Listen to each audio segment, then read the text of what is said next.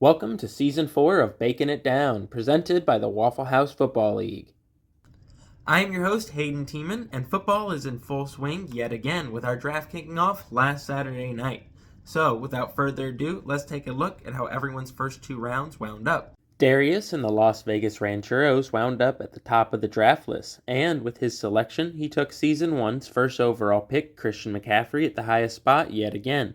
To close out Round 2, he selected Cooper Kupp, 24th overall. Casey and the KC Killers chose CeeDee Lamb with the second pick and utilized the 23rd on Travis Kelce, the only non-wide receiver / running back chosen during the first two rounds.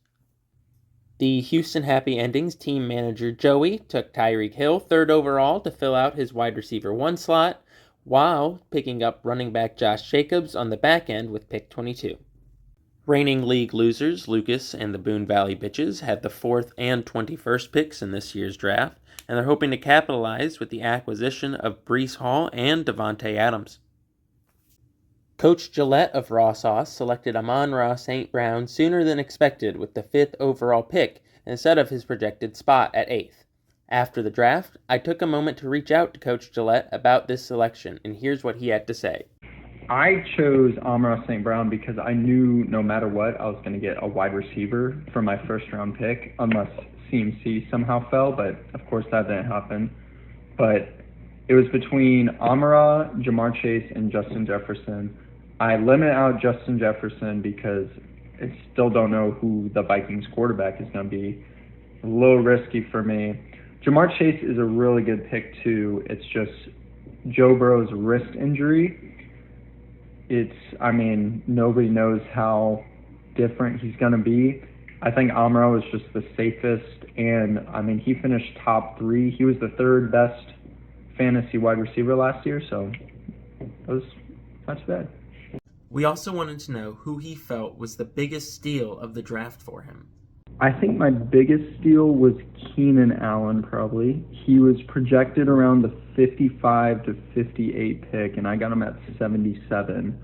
We'll see how he does in the season. New quarterback, new team, but I still think that's not too bad.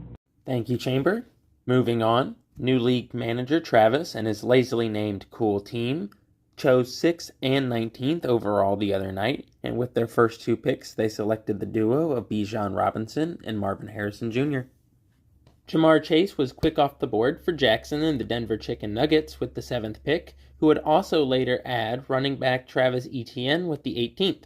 Myself and the New Orleans Paints selected last season's first overall pick Justin Jefferson at 8th and took Kyren Williams in the 2nd round at 17th.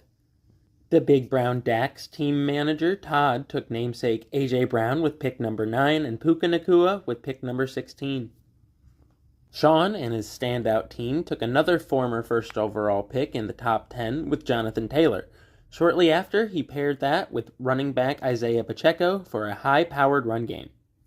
Brock's bold team took another scary running back duo with picks 11 and 14, selecting both Derrick Henry and Saquon Barkley.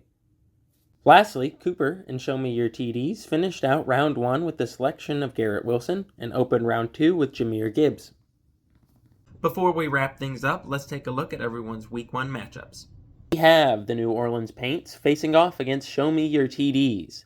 The Big Brown Dax takes on the Denver Chicken Nuggets. Raw Sauce Gillette will be up against Sean and his standout team. Houston Happy Endings will face the KC Killers. The Boone Valley Bitches will try to tackle the Las Vegas Rancheros. And lastly, Travis will be up against Brock. We have just under 2 weeks before the first game between the Ravens and the Chiefs. So coaches, make your final preparations. Best of luck this season, and I will catch you next time.